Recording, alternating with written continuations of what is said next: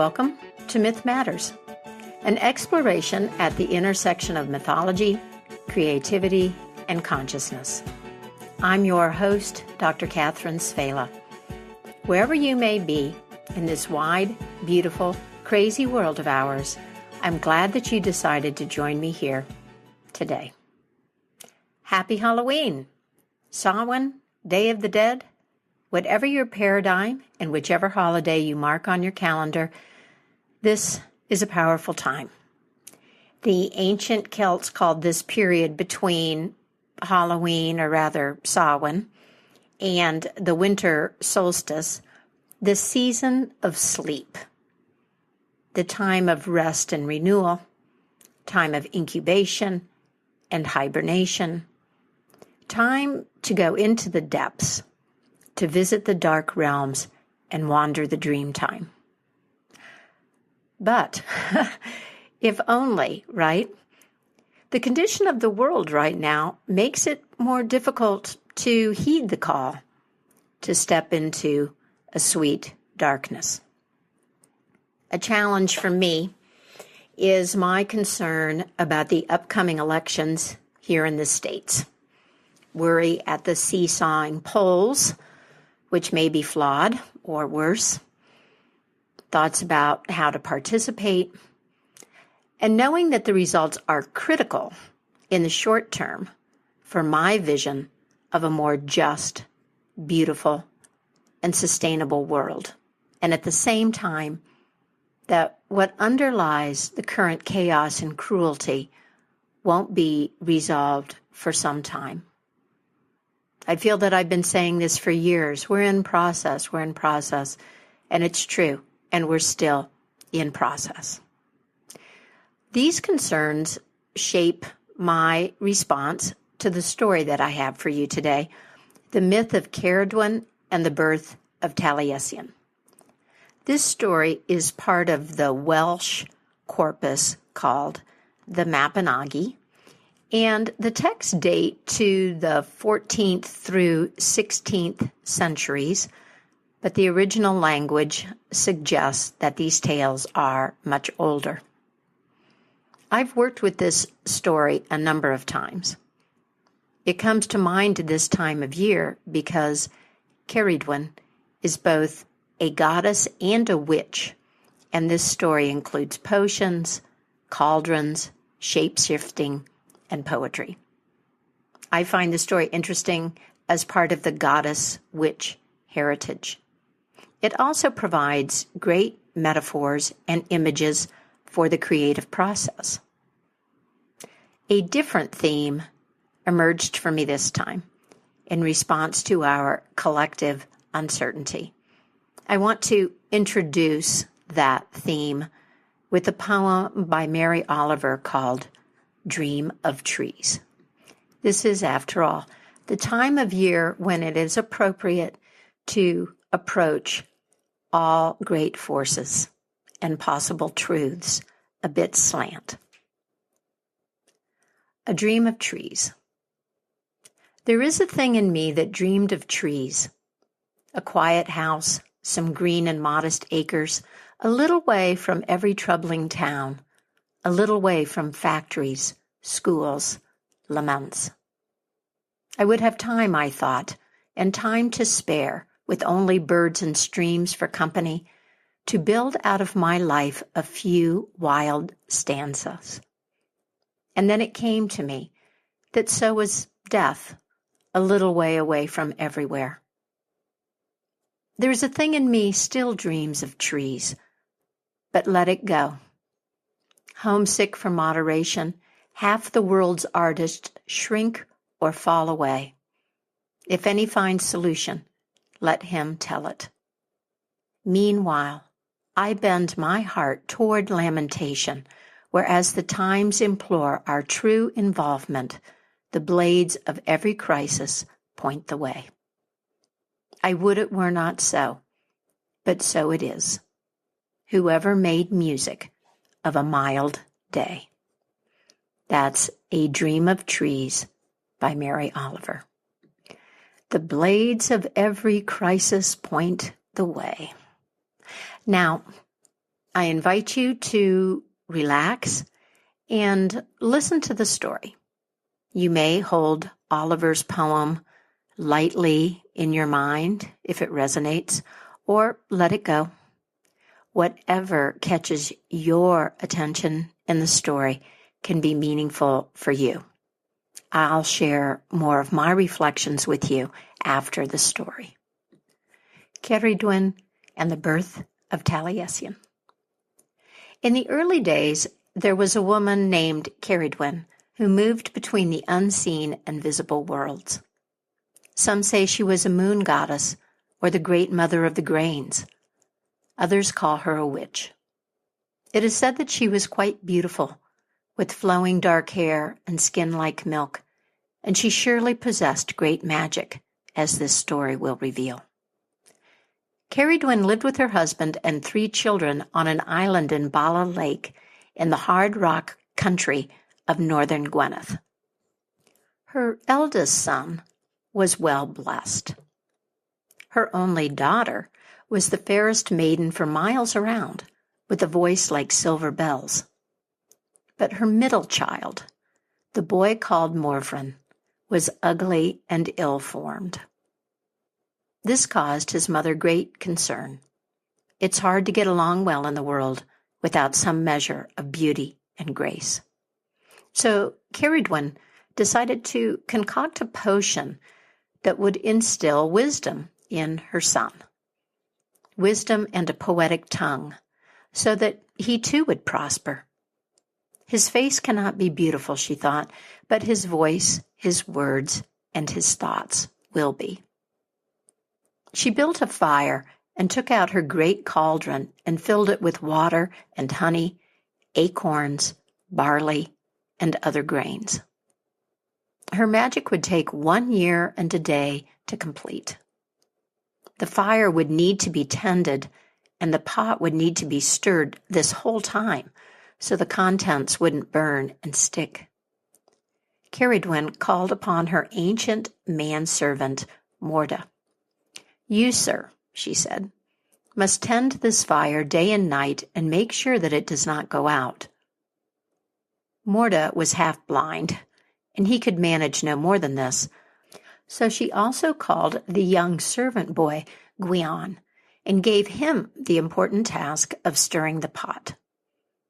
"This is your job for 1 year and 1 day," she told the lad. "See that you perform it faithfully, or suffer the consequences." The potion that Cerridwen needed was quite tricky to concoct. Every day she went into the woods and fields to find the herbs and other necessary ingredients. These she chopped and ground and handled carefully. She added them to her great cauldron when the astrological signs were right, sometimes under the light of the full moon, sometimes in the deep darkness of the new moon. She said the right prayers and sang the right songs and brought all of her powers to the task, even in silence. A huge pot sat simmering on the fire, but only the first 3 drops could be consumed. Whoever partook of the first 3 drops would instantly know past, present, and future, and perceive the underlying unity of all things. This person would be wise. The rest of the potion was poison. Slowly, day by day, and night by night, the vital strength of Cerridwen's potion took shape and grew. Morda faithfully tended the fire, and LeGuin stirred the pot. At last, the year and a day was up.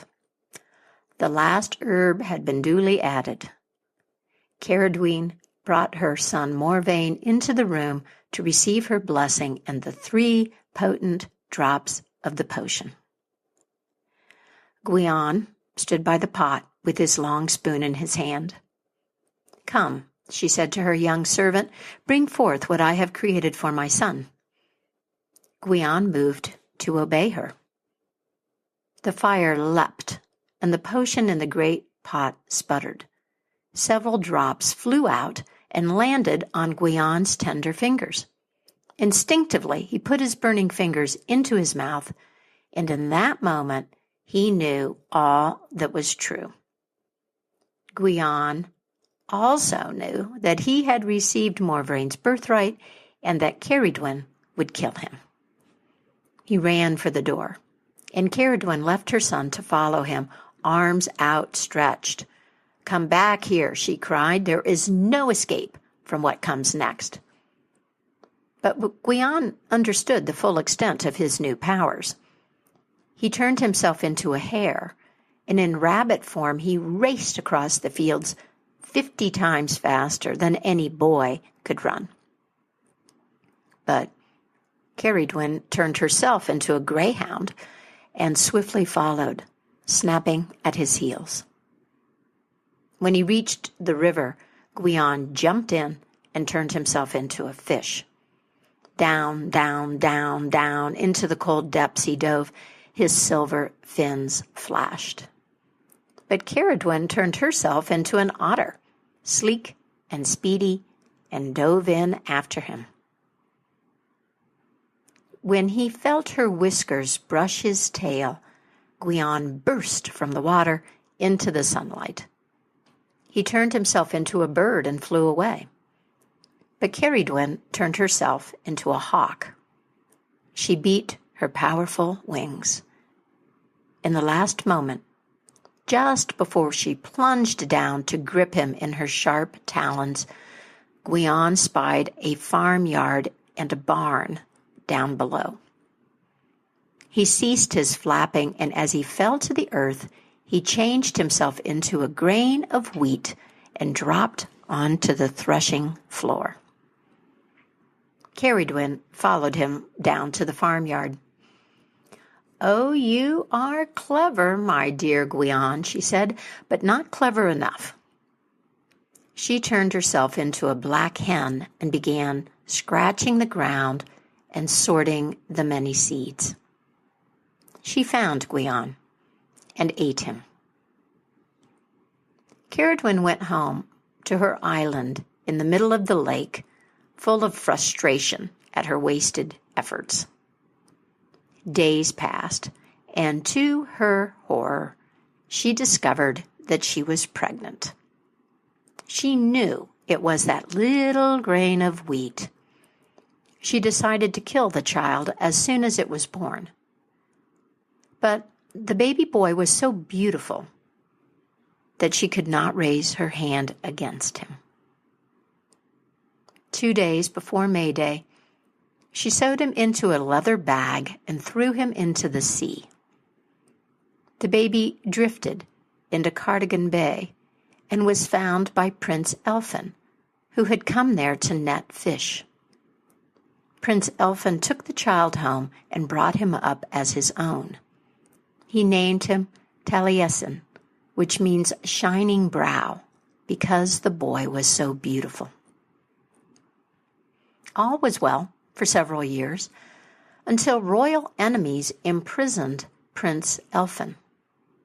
The child Taliesin made his way to the court to demand Prince Elfin's release. Everyone laughed, although many were impressed by his boldness. "My lord," the boy said to the king, "if this is your court and you are a true king, make me a wager for the life of my guardian. I will pose a riddle to you and your court. If anyone can answer it, I will go quietly home, but if I confound you all, then Elfin goes free." "I see no harm in that," answered the king, quite certain that no child could perplex him and all of the wise men in his court. "Proceed with your riddle." "Discover what it is," said the boy, "the strong creature that can wreak havoc from before the flood, without flesh, without bone, without vein, without blood, without head, without feet, in field and in forest roams, without hand, without foot. It is also as wide as the surface of the earth, and it was not born, nor was it seen. The great men of the court pondered. Even the poets, the bards of the court were called, but none knew the answer. So Prince Elphin was freed, and thus began the fame of Taliesin, the greatest bard to ever live. It is said that he even sang for King Arthur, and the answer to his riddle? The wind. Now, as I mentioned, I've told this story a number of times, and in the past, I've often connected it to the creative process and explicitly creative projects, like a poem or a painting or a song that one might labor to produce. One does labor to produce, let me say. And the punchline for me in those reflections has been that we don't own the ideas, that inspiration comes and we participate. We must act, we have to accept the invitation, so to speak, and then the outcome, the product, the potion, has a life of its own.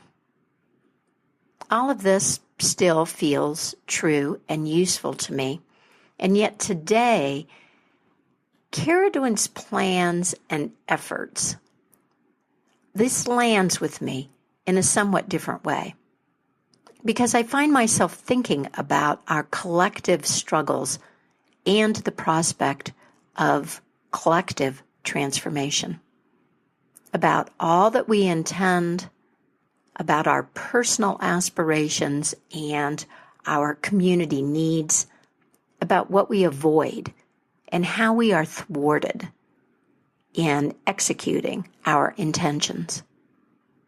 How little we know right now from this particular moment in history about what is in play and where it's all going.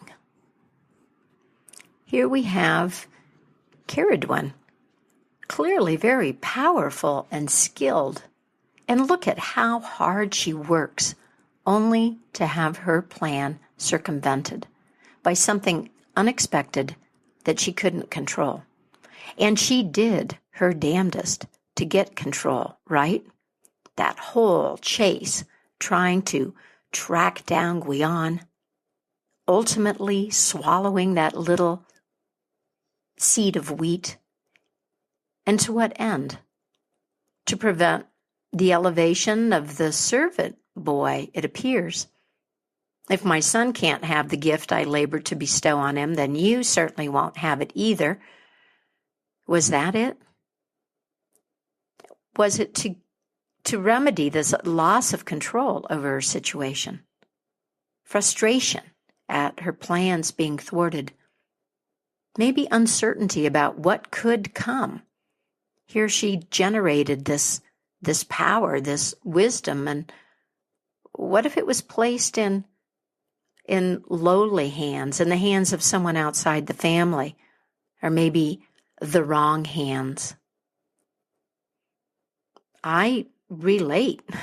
I feel this, and I sympathize. I might aspire to be greater or bigger than this, and yet to be taken by surprise. I understand that frustration and anger. And also the discouragement. There's something discouraging about putting all of this effort into something with some goal in mind, and then seeing it all go where? Go to waste? I don't know. Difficult to accept that you might not see the fruition. And then she's forced to do something that she doesn't want to do. She's pregnant. How challenging it is to be forced into situations and called to confront something or incubate something against your will.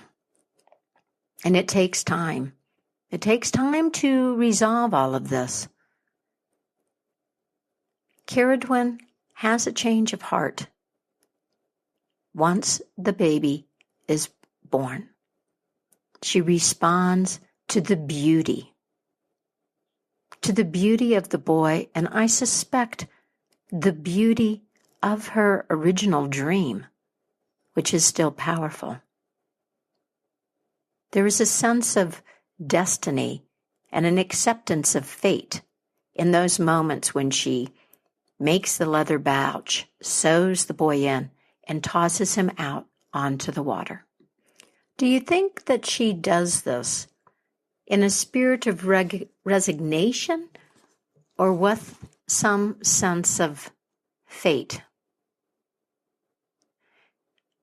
Maybe she recognizes, I think she does, that each of us plays a part in a larger drama, and the nature of our part, and even of the story that we're in, and the possible outcome, if there is such a thing, in the end, are mysteries.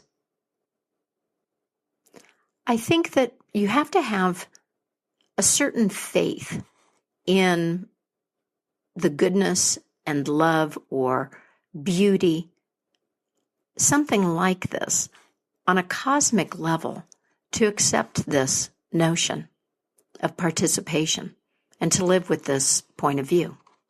Maybe you have it, this faith, and maybe you don't. Being with myth certainly helps me. It helps me hold my intentions and goals and desires lightly and accept that there is a great deal that I don't know. This works in a couple of ways.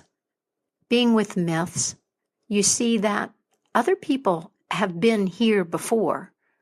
That is, they have lived through times when they felt that they were losing everything that they valued, everything that mattered, that their world was even coming to an end. We know this because they told stories, and because those stories mattered enough to other people to be handed down and to survive. We, the human species, share so much and have so much in common. When you sit with the stories, you see all of the shared dreams and needs and aspirations, the images and the points of meaning that are common to our species. These are the content of our stories, and they are conveyed by our stories, by the fact that we are, no matter where we are or who we are or when we've lived, the makers and the tellers of story. The meaning this holds for me offers me a place to put my faith. And I think faith is a decision in the face of uncertainty that includes acceptance of uncertainty. It doesn't erase all doubt, but acts as a touchstone, a grounding in what inspires you. What beauty and love can sustain you? Like Cerridwen. She looks at the baby. She has her dream of poetry and wisdom. She lets the baby, the poetry, and all of those possibilities live. And she lets them go. She could have raised that baby. And I wonder if she dropped him into the water out of a sense that she was an agent in something much larger than her personal aspirations. I have a poem for you about faith that I hope will add to this discussion. It's especially resonant as the new moon rises in Scorpio, as this poem revolves around the image of the moon and the moon cycle. This Scorpio time, election or not, is an intense time. It's a time where you can make a deep dive, and yet we have to remember that that deep dive is going to include the underbelly, the scorpion hiding under the stone. It's also a time to connect with the ancestors, to be in touch with your heritage, with who and what preceded you. Scorpio is associated with death and rebirth. It's an opportunity to consciously release what needs to be released. And so I think it is a good time, an especially good time, to face uncertainty and to court the mystery. This is why Step into the Fairy Glen, my journey into story and support for the inner life, begins today. I've been talking about it in the other episodes, and if you're listening to this on November 1st or 2nd, it's not too late for you to join. This journey takes place from the 1st through the 15th with the rising of the full moon. You do a little bit every day, 10 or 15 minutes on your own time. I'm going to post the link to Step into the Fairy Glen in case you are now ready to step into the liminal space of the story. Now, before I read you the poem, I want to welcome new subscribers: Claude, Asher, Passanaria, Virginia, Janet, Ashley, Suyin, and David. Welcome to Myth Matters. You can also join the email list if you would like to receive links to new Myth Matters episodes in your inbox. Simply go to my Mythic Mojo website. Thank you to the Patreon patrons and Bandcamp supporters of Myth Matters for your support, for your dollars and your companionship. The reciprocity means a lot. And if you are listening and you're not a patron and you wonder what's involved, the link to details is at mythicmojo.com. Now, that closing poem, it's called Faith by David White. I want to write about faith, about the way the moon rises over cold snow night after night, faithful even as it fades from fullness, slowly becoming that last impossible curving and impossible sliver of light before final darkness. But I have no faith myself. I refuse it even the smallest entry. Let this, then, my small poem, like a new moon, slender and barely open, be the first prayer that opens me to faith. That's David White. Each of us belongs to this moment, my friend, and we all have a role to play. Whether you prioritize inner work or outer action, I encourage you to move past discouragement. Like Cerridwen, keep stirring the pot. Keep stirring the pot. And if you are here in the United States, vote. Please vote. Please vote blue. My vision of the future depends on allegiance to democratic ideals and the reality of climate change. Maybe yours does too. If we have a better understanding of our need for myth and all that our old stories offer, we can live more satisfying lives. We can inhabit a better story and create a more beautiful, just, and sustainable world. And that's it for me, Catherine Savela, and Myth Matters. Thank you so much for listening. I'm wishing you a magical new moon in Scorpio. And until next time, keep the mystery in your life alive.